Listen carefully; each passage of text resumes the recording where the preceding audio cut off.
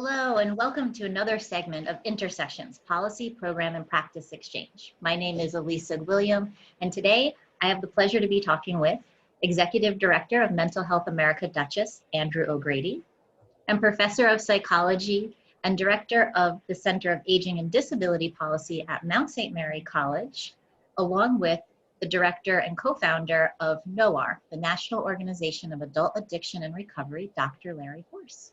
Dr. Force, do you want to get us started today? I do, and thank you again for making this so seamless. We're really happy and proud to have our guest on today.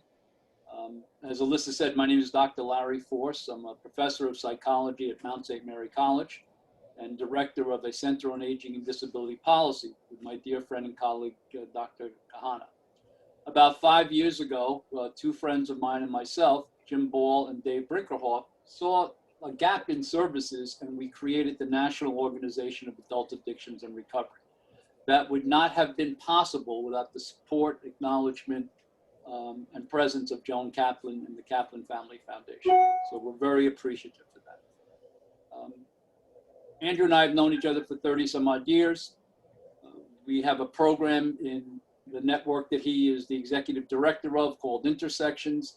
When COVID came in, knowing that we couldn't assemble people, but we had content that we wanted to get out, I contacted him and I said, what about elevating the discussion of addictions and recovery to a national level? And he said, let's go.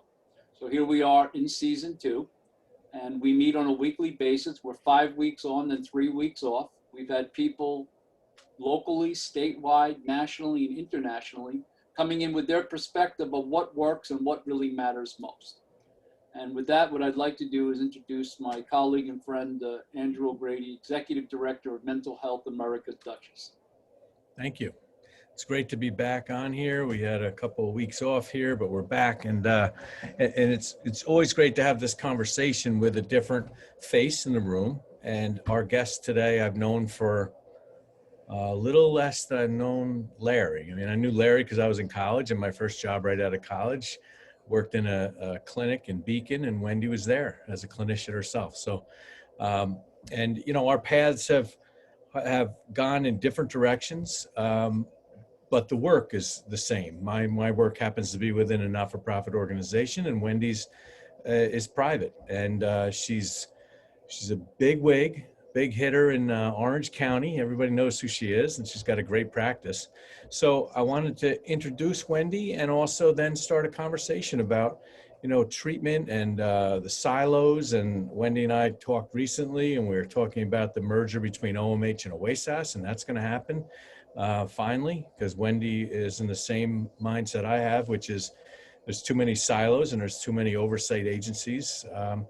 And you know, it's all dealing with the human body and the person, and we shouldn't break out. You know, Wendy made a great comment. You know, what are you going to have an oversight over each agency over anxiety and one over depression? And you know, that's, you know, we don't need that. We need to all come together and bring the best of what OMH has to offer and the best of what OASAS has to offer and make them stronger together. So anyway, I want to welcome Wendy and introduce Wendy, and maybe you could tell us a little bit about yourself. Hi, everybody. I'm Wendy Keller, founder and practice administrator for Behavioral Health Services of the Hudson Valley. We are a relatively large private group practice located in Newburgh. And I'm happy to be here today, happy to be with all of you. Larry and I have been orbiting for decades, I think, in similar circles. And I think Andrew was my first boss, actually. In this field as a clinical social worker. So, you know, we didn't initially work together. I worked for him.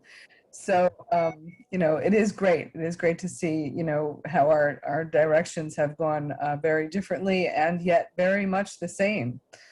And, you know, at that time, I remember there was a big diversion of substance abuse services and mental health services. And it's really great news to hear that from a regulatory perspective, they're you know, finally seeing eye to eye. It never made any sense to me.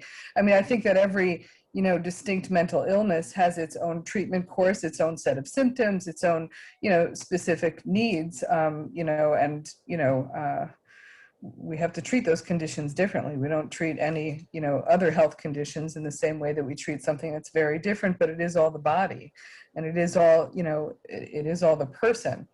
So I think, now more than ever, we need to really, see these two regulatory bodies, which are coming together finally, the Office of Mental Health and the Office of, they changed it. In my time, it was Alcohol and Substance Abuse Services, and I think it's now the Office of Alcohol Support and Services or Substance Support and Services, don't know. But in any case, I hope they get married, because like Andrew said, you don't treat anxiety the same way that you treat depression, and, you don't treat the addiction or the substance use disorders, differently from mental health conditions, and you treat them the same. Both are true. And we definitely don't need two distinct regulatory bodies. There's a lot of redundancy there. The regulations actually, for New York State at least, are very, very much the same, with, with few little differences here and there, but not differences that would be, any different from treating an anxiety condition versus a depressive condition. So good to see that coming together. I'm not sure if I'm supposed to just talk openly. Oh, no, you're doing great. And, specific we want to focus on. I know that, you had mentioned, Larry, before we started, how the space has changed. And I'm not sure if you mean in general over time, as we're talking about, or if you mean in relationship to, the pandemic and what that has meant. Well, actually both. I mean, first of all, we're so glad you joined us, and yes, all of us have been orbiting, I like that term, orbiting around each other's, life path, for a number of years. When you're talking about regulations, I worked for the state for years. And one of the things that we used to say is that the further away you get from a policy, the more bizarre your interpretation of it is. So what happens is a lot of times policies will be generated almost in a vacuum, without really having an understanding of what it really feels like to apply it or live it. And this idea of blending, the regulatory oversight, perfect timing. I mean, years ago, not years ago, 2 years ago, if I wanted to see somebody in my private practice and use technology, I had to use a HIPAA compliant website. The one I usually use is Doxy. Today, as a result of COVID, the regulations have dissolved. You have opportunity to see people on different platforms. Now, Andrew and I have talked about this. Now that we're coming out of this, what will the regulations look like? I hope they're realistic based. But this idea of, and Andrew's a big advocate of this, the idea of not having two silos. Mental health, mental wellness, addiction, recovery, come on in, one door. It doesn't have to be separate doors. So I think that, the theme that we wanted to talk about to begin the discussion is that when you came into this field, what did it look like? And how was the practice, and how is it different now based upon technology, the integration of technology, and also the reaction and response to the COVID quarantine? Maybe you could talk a little bit about that, how the delivery of services and how your world has changed and the world of your clinicians. Well, I think there's two aspects to that. I think the world of service delivery is one aspect, but the clinical aspect is a different one. And I think for myself, I'm bracing myself, and as is our practice, for a tidal wave of high functioning alcoholism, because the pandemic caused us all to us into isolation. And isolation for any mental health condition, really, but in particular for any of the substance use disorders, is very dangerous.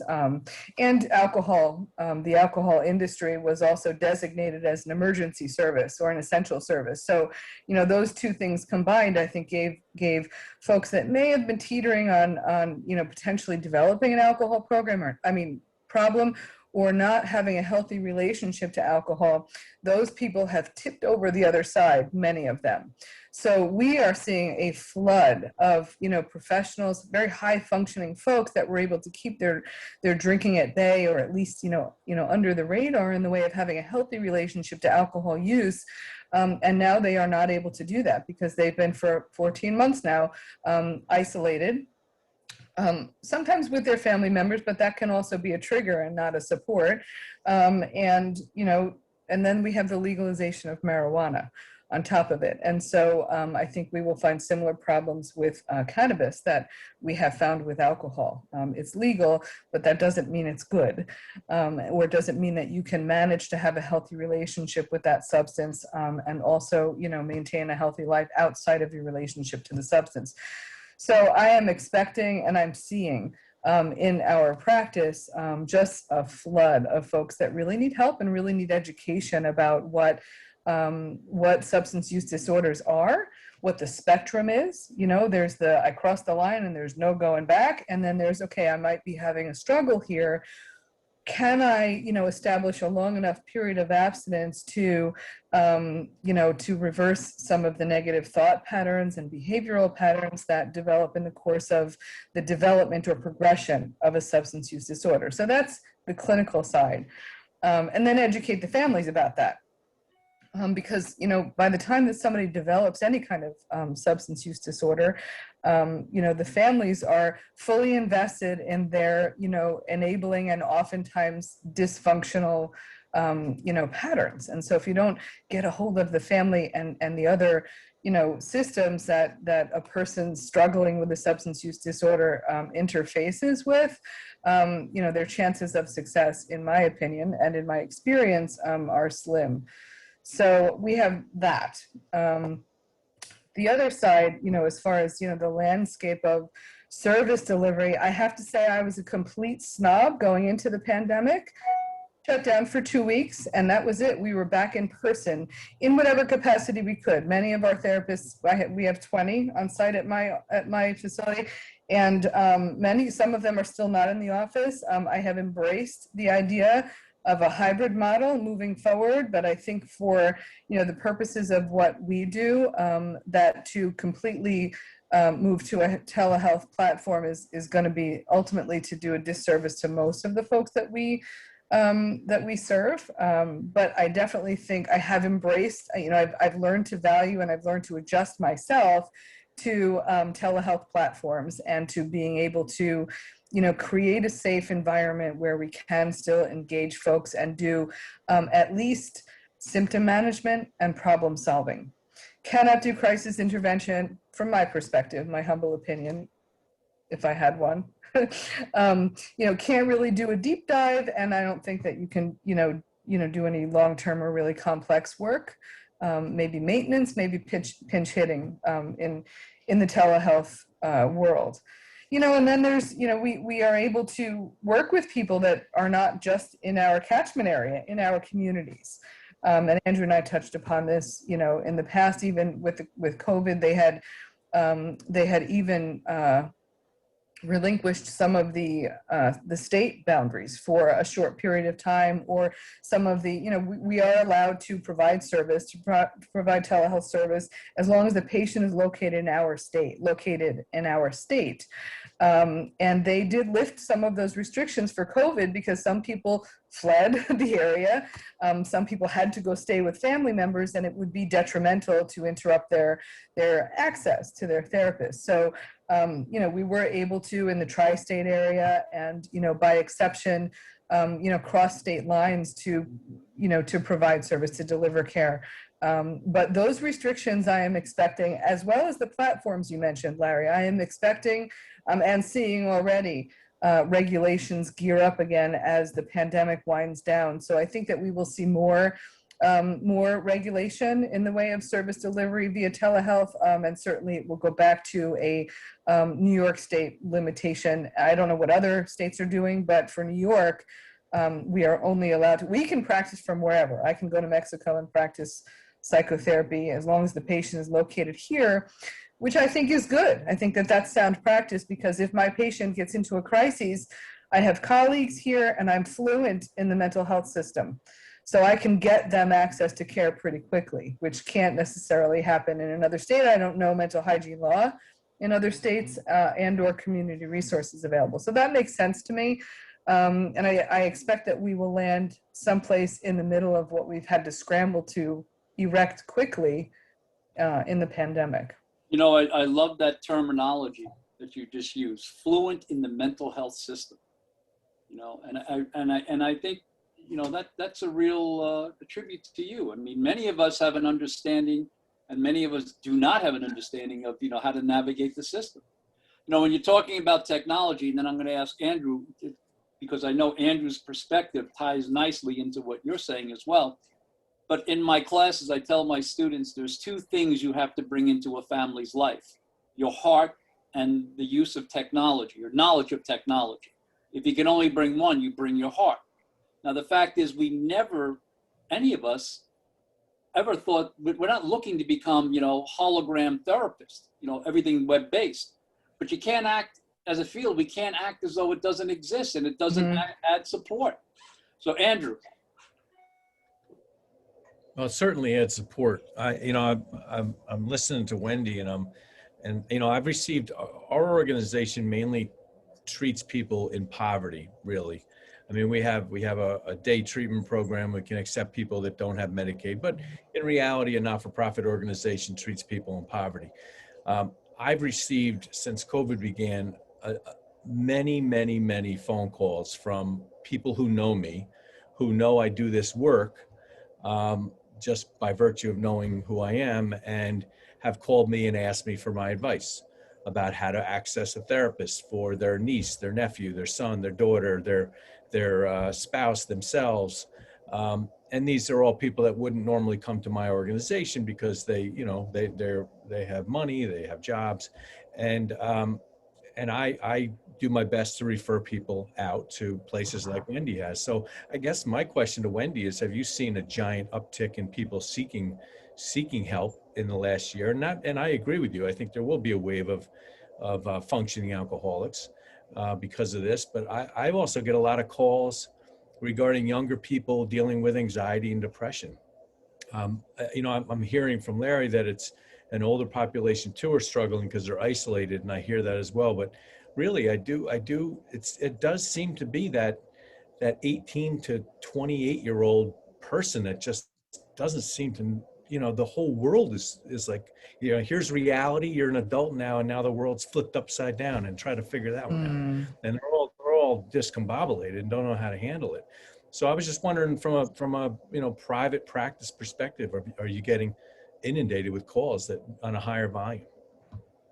Yes, a ton, actually. I've never seen this level of, we've always operated at pretty full. That's how we got to, 20 patients, but I've never had to turn people away. And now I have, a waiting list for every single therapist that we have. We try to get them in as quickly as possible, and we've started to move toward, and this might speak a little bit to the technology issue or subject that Larry was speaking to. We're starting to think in terms of doing groups. I mean, groups are really hard to manage on a Zoom platform, and certainly families are as well. But I think that, didactic psychoeducation, live things, or, didactic groups where you can have Q&A after, I think that can have some value in reaching larger numbers of people, because we really are having a hard time getting with individuals and families, just managing the volume without compromising the care. And that really has been my motto for private practice, to, be able to grow as much as the community needs us to grow, but never to grow large enough that we compromise the quality of care that we provide. And always to protect the integrity of of psychotherapy in the private office setting. When you were speaking, Andrew, to the younger generation, that's such a loaded topic for me. And I definitely agree with you. We're seeing so much anxiety, so much depression in this fragile population. And I think it's a combination of a lot of things. Certainly a pandemic levels all of us, and it has. There isn't anybody that has not experienced a degree of trauma, anxiety, depression, substance use, challenges, in one way or another. We wouldn't be human. None of us, have ever lived through this in our lifetimes, and most of us don't know anyone who has. So, we are, establishing the template for that. But the kids, or the younger generation, that 18 to 35 group, I think that, they also were born during a time where the parenting strategies were very different. So, parents really catered to this group. And, we refer in joking ways to helicopter moms, lawnmower parents. It's paved the way so that there's no discomfort. And I think we've done a disservice to many of these kids, because now, just when you launch from 18, whatever age you should happen to launch, you are launching not having to really have experienced major discomfort. Everything's been done for you, and the message has been, you don't have to feel uncomfortable. And if you feel uncomfortable, there's something I, as a parent, am not doing right. And that's not true. I think that people kids especially, need to experience discomfort so that they can learn to problem solve, learn to discover their strengths, and build resilience. We have that specific cohort that you spoke to has no resilience at all. Then you feed them a pandemic on top of, the normal anxieties for this group of folks that are graduating from high school, graduating from college, and then having to, getting bombarded with what real adult life looks like, So, I think tend to experience discomfort as a bad thing, and it's not.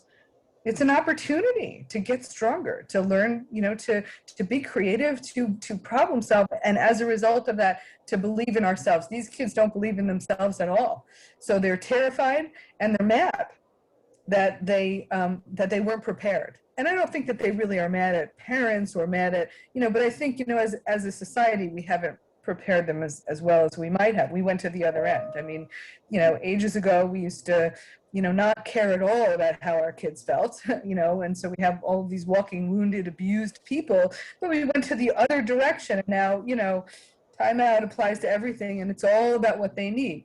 When you combine the technology that these kids have access to from a very young age, the social media platforms, and that, we were not ready to manage the fallout of that, what that would mean in the way of exposure, your emotional relationship to these different platforms. And so we therefore couldn't prepare our kids for it, but they have access and exposure to things that they're not prepared to deal with. Not only that, but we've taught them that they don't ever have to get a busy signal on a phone or go to a library to get information. They can just Google it, right, and have it instantly. So they have no ability to delay gratification. So when you get into a situation like a pandemic where, you're not going to feel better for a little while, you can do these things to help you cope and to help you build strength and manage yourselves in the context of this difficult time. But the difficult time is not going to get better because you found the answer on Google. It's not there. And so, a lot of transition happening on, many different layers. And that is what the kids are struggling with. And frankly, I spend most of my time in session educating people about just this, so that they don't feel like they're crazy or there's something wrong with them, that the symptoms they're experiencing are a manifestation of all of these different things, and that they can be managed, but it's not going to happen fast. So let me ask you this. Alyssa, would you be able to bring up that picture of Hudson River? Because Wendy, what you say, is so rich in terms of the interpretation of what's really happening today with this generation. But in June, I was driving down Route 9, and I was struck by this. And it was, that's the main building at Hudson River Psychiatric Center being torn down. And then we tagged it, mental health at its best, the tearing down of walls. And one of the things we always reference is that's the way it used to be. That's you talked about the helicopter parents and generations before, how things were done, the wounded walking. That's the way psychiatric care was delivered. And then the thing that we note is that behind each of those doors, there was a person, a story, a family that sometimes got lost because they were isolated. Usually typically 90 miles from a metropolitan area, hidden, and now we're tearing them down. Alyssa, can you bring up the other picture? So Andrew introduced another picture, and I'll let him explain what that really is, because he and you and myself were big advocates of tearing down the walls, blending the systems. And this picture here that Alyssa's going to bring up has so much value in really representing that theme. Andrew, you want to talk about that? Well, that's the Bell from National Mental Health America, and the founder of Mental Health America was hospitalized. He was a doctor, medical doctor, hospitalized for depression in a state psychiatric institution back in the early 1900s, and he was sprayed with hoses and all the stuff they did back then to try to. And anyway, he finally got out. A lot of people never got out, but he finally got out, and he realized that it was inhumane in many ways. So he called for all the chains and shackles to be sent to him, and they forged this bell, and it's like the size of the Liberty Bell. It's very cool, and it's cast from chains and shackles from all these institutions, and it kind of represents change, and we move forward. And now there's a whole new world of change ahead of us. But Wendy, I loved your insight on all of this. About the age groups and how they're handling it and the parenting styles that everybody's had. I completely resonate with it. I mean, I've always said, it's happening, you're doing it as a parent, and you're like, what am I doing? And part of you wants to get out there and deal with this yourself. And the other part's like, you can't. But anyway, Yes. But what I hear you're saying is that, there was this one way, kind of like the way I was raised, where, I don't care what you do or how you feel, go do it and have fun. And it worked out okay. I go to college visits with my buddy, get in a car and go visit colleges by ourselves, stay overnight, drink grain alcohol. What the hell happened? I mean, we're doing this at 18 years old. Oh God, can you imagine somebody just saying, go to college by yourself? No way. Mom and dad have to be there driving along with you. It's a totally different world. But I hear you saying that there's, it's kind of the theme of today's conversation is somewhere in the middle. Let's find what works in the middle from how we provide therapy, whether it's all, online or all in person, or, there's got to be something in the middle. We hope the state doesn't roll back every regulation. Like Larry says, find something that works for us going forward, because we did find that there was better accessibility. And to your point, no, it doesn't work for everybody in every scenario. But it works to some degree. So hopefully we hold on to that. And then, the parenting style and all this stuff, it's kind of like, let's find a common ground in the middle and let's move forward instead of just this all or nothing or right, the world we live in, which is kind of detrimental to a lot of people. It's so funny that seems to be the theme too, finding the middle, because even in substance abuse treatment and in the illness itself, all of the substance use disorders, what are we always trying to tell people to do? Not operate in extremes, find the middle. And we've even done that with our approach to treatment. It went from an abstinence model only to let's just throw medication at it and maybe sprinkle some psychotherapy in there as well. And I think that what's going to really work is going to be, something in the middle. You have to establish a period of abstinence for a long enough period of time to unwind some of the behavioral patterns and thinking, and then discover if you can resume a healthy relationship to whatever substance, floats your boat. And if you can't, then you have to, move in the direction of abstinence. And if you can, then maybe harm reduction works for you, but it's not an all or nothing. But that point that you just talked about would not have been tolerated 20 years ago. That point before was all about abstinence, go to the, and now you're talking about harm reduction. You're talking about different opportunities. You're talking about medicating the system. I mean, that's the beauty of our field, that we have evolved to that level. But I think we have evolved. Sorry. No, I was going to say we haven't completely, because you still see it in the the state-run clinical programs. Nothing really has changed from when Wendy and I worked there 30 years ago. I mean, it was like you have to comply. The word comply, and drug test you, and punishment if you don't, and all. And that's still there to some level. And there's also, I think, one of our vulnerabilities at this time, which I've been a squeaky wheel in the medical community, but in hospital-based and in the prescriber world, it's all about the medication. It's all about the medication. And if they're not, that's like therapy and some of the things we were trained in are just add-ons. And if we don't put those two together, people are not going to get and or stay well. Yeah. And, I just want to go back quick to the technology thing, because I don't want to undermine the value of that, not just telehealth, but you had mentioned some of the apps, Larry, and we have used so many of those, and that's great. Like, what a wonderful way. Even texting, I mean, as long as you have healthy boundaries and really strict policies that protect you, you can use, I've done little treatment plans for my patients on text and sent, I've done little notes quickly, do this, don't do this. This is what you agreed to. This is what you decided was going to help you. And I send it to them so they can carry the session with them throughout the week, you know? And some of the apps, there are some great apps that track your mood, that help you to, incorporate other aspects of health into your recovery process in mental health or substance use disorders, which is all the same.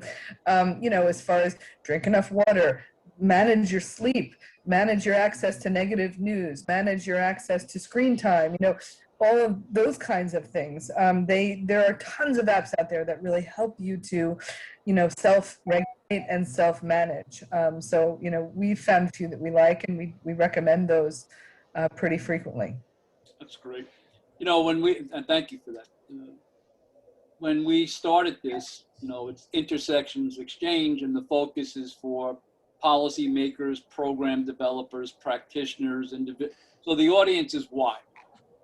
Okay, so the fact is that some people that will view this will be policymakers, some program developers, some families, some individuals, some practitioners. If you were going to, because there are some people that are just coming into this world of abstinence, they're struggling with their own sobriety. If you were going from a clinical perspective, if you were going to provide some thoughts of insight to all of those groups, different messages to all those groups, what would you say to the policymakers as they're developing, programs and policies to regulate these programs? Maybe just a quick couple of sentences. From your perspective, what would you hope that a policymaker would bring to the table? Not throw money at a cookie cutter template. Love it. Okay, question number 2. What would you do? What would you say to program developers?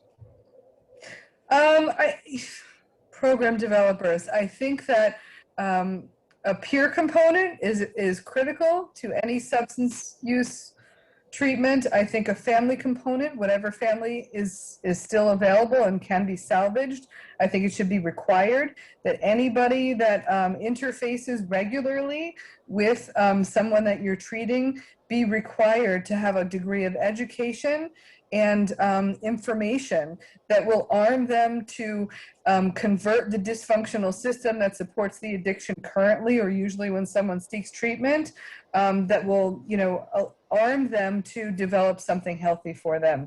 And if in fact your patient doesn't get better or hasn't quite reached a place where they can turn the corner, they no longer have a system in place that's going to support what they were doing. And what would you say to the practitioner? Clinical practitioner. If you don't know what you're doing, refer your patient to someone who does. Love it. Yeah. Love it. And the last but most important should be the first. The individual that's now deciding that, you know what, I don't want to live this life that I've been living. That aha moment that I just can't do, I don't want to do this, I can't do this anymore. And I'm like going to make this decision, and maybe I'm 2 hours into making that decision. What would you say to them as far as hope and holding on? That you can do it. You absolutely can recover. You can take your life back, and there is a wealth of resource available to help you not have to do that alone. That's wonderful. Top-notch answers. I'm telling Thanks. you. Rock and And roll. you know what? It's not like we sat, for weeks practicing those answers. Those And were just from so you the know, heart. he's never given a quiz to anybody like this on our show. Yeah, before. thanks. But I the wasn't fact, ready. I didn't study. but the fact is, but how were you prepared to answer? Your knowledge, your experience, your training, your heart. I mean, you gave. I'm not just saying this because you're on here. You gave some unbelievable, in-depth words of wisdom here today. Well, thank you. I appreciate that. It's been good to be part of the conversation. Yep. To be here with you folks today. Andrew, any summary comments? Just a great guest. I mean, just great, great insight, and we didn't even have to go to Ireland, or we've had guests on here from Right here Australia. in Newburgh, New York, right? Yeah, right here in Newburgh, which means I have to go down and take you out to lunch or something. And thank you. That's Yeah, wonderful. this is great. Well, thank you. We're Thanks, lucky in guys. Hudson Valley to have such such great leaders around here. So thank you. Absolutely. Awesome. And Wendy, Thanks. if people wanted to get a hold of you, how can they go about that? Our website is bhshv.com. It's the worst acronym ever. It stands for Behavioral Health Services Hudson Valley, so bhshv.com. Most of our contact information is located there. The best way, and especially for folks that are tech savvy, is 845-372-9346. That's our 24/7 cell phone that is managed by either the office when we're open or a clinician when we're not open. So text is really fast usually. We don't respond typically when we're not closed to non-urgent matters, but you know, if it's there, they will get to it. Beautiful. Fantastic. Guys, anything Thanks. before we close? No, It was just, great to chat, guys. Thank you. Yeah. Wendy, thank you so much. All Okay, right. take care. Oh, Thanks for having me. one sec. And thank you for joining us today. You've been listening to Intersections Policy Program and Practice Exchange. If you'd like to hear this message again, share it with friends, or even leave a comment. Log on to our website, www.intersections-exchange.org. Thanks again. Thank you. Bye, everybody. Right.